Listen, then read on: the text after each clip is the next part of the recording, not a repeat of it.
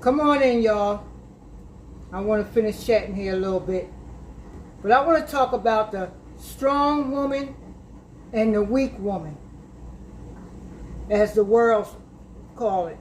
You know, the world has many definitions for, for words. So, but I don't really like to use that, the strong woman and the weak woman, because I believe both can fall. Well, they do fall. Both fall. The weak and the strong. You know, we figure sometimes, as they say, the strong woman got it going on. You know, she might have the best job, example, she might be a lawyer or something, live in a nice, big, beautiful house, probably got about 2 or 3 cars.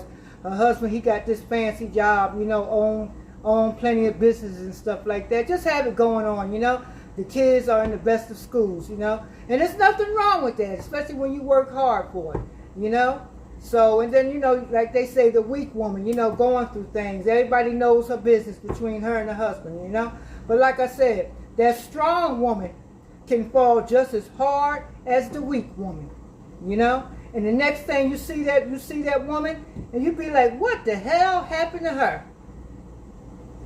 What the hell happened to her? Well, you know what happened to her? She fell. Just like the weak woman can fall. But see, sometimes we don't want to see that. We want to see the weak woman, what the weak woman went through. Oh, well, she didn't have God in her life. Well, who said the strong woman had God in her life? God loves both, the strong and the weak. So, that was just on my mind, the strong woman and the weak woman. Because, a lot of times, the weak woman, we get penalized a lot. People look at us and they say, oh, she's so weak. She this and that. She's still in that marriage, or she's going through this and she's going through that. Well, look at it like this. At least she's going through it. She's going through it. Okay? And like I said, when that strong woman falls and hit hard, hopefully she can reach out her hand and call on God and say, save me, help me. And she can go through it too. So, that's how I look at it,